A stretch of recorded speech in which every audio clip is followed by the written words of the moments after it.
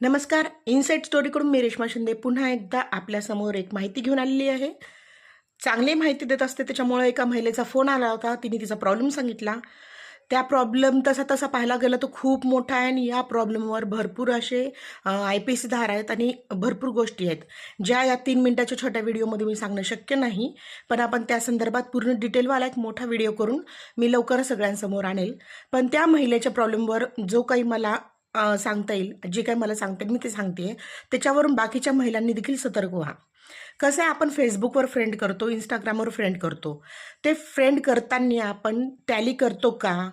तर टॅली करताना पाहायचं की आपल्याला कोणी फ्रेंड रिक्वेस्ट पाठवली तर त्याचे म्युच्युअल फ्रेंड किती आहेत, ते आपल्या ओळखीचे आहेत का?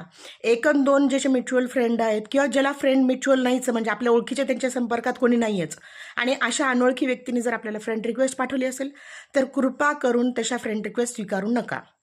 कधी कधी काय होतं, फॉरेनच्या कंट्रीमधले अचानक आपल्याला फ्रेंड रिक्वेस्ट येतात आणि आपण त्याच्या दिसण्यावर वगैरे थोडंसं आपण कधी कधी पाहतो आणि आपण तशा लोकांचे फ्रेंड रिक्वेस्ट स्वीकारतो. परंतु ते फार घातक असतं. कधी कधी फेक ID करून देखील काही लोकांनी आपले अकाउंट काढलेले असून त्याच्यावरून आपल्याला रिक्वेस्ट पाठवतात.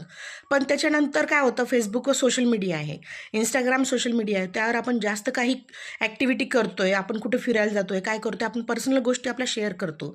त्या पर्सनल गोष्टी शेअर करताना भरपूर काही गोष्टी आपण सांगतो. आता तर नवीन ऑप्शन आलेला आहे फेसबुक इंस्टाग्रामवर, जे त्या बाईला प्रॉब्लेम आला की तिला कॉलिंग यायला लागले इंस्टाग्रामवर फेसबुकवर, आणि त्याची टोनिंग वेगळी असते, सगळे असते, तिला ते ब्लॉक करता येत नव्हतं.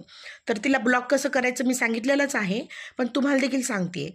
तर आता ॲडव्हान्स होत आहे. फेसबुक झालं, इंस्टाग्राम झालं, ट्विटर झालं, भरपूर काही सोशल मीडियाचे प्लॅटफॉर्म आहे जिथं आपण सोशल होताना, रील बनवताना काही गोष्टी शेअर करत असतो. तर थोडंसं सतर्कतेच्या गोष्टी आहेत आणि त्याच्यामध्ये ऑप्शन देखील आहेत बरं का. त्याच्यात जसं त्यांनी कॉलिंग सुरू केलेलं आहे तर कॉलिंगला ब्लॉक करायचे ऑप्शन देखील आहेत, आणि ब्लॉक करताना मोठी लिस्ट येते की तुम्ही यांना ब्लॉक का करताय, काय कारण आहे. तर ते सफिशियंट कारण असतात तुमच्यासाठी. तर ते कारण चूज करून तुम्ही त्यांना ब्लॉक करा, जेणेकरून दुसरं कोणी त्याचं शिकार होणार नाही. फेसबुक आणि इंस्टाग्राम देखील त्याच्यावर एक ॲक्शन घेतील. राहिला प्रश्न तुमचा व्हॉट्सअपचा, पण व्हॉट्सअपवर देखील कॉलिंगचे ऑप्शन आहेत.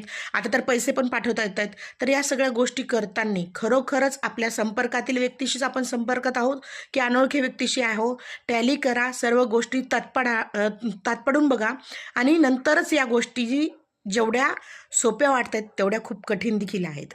सोशल मीडिया प्लॅटफॉर्म चांगला माहिती देणारा सुद्धा आहे आणि तेवढाच घातक सुद्धा आहे. अनेक संसार देखील यांनी बर्बाद झालेले आहे आणि सोशल पिक्चर जे बघतो आपण, त्या पिक्चरमध्ये देखील यांचं विदारक रूप आपण पाहिलेलं आहे. तर याच्यावर डिटेल माहितीचा व्हिडिओ मी नंतर आणेल. त्यासाठी सतर्क राहा. एवढं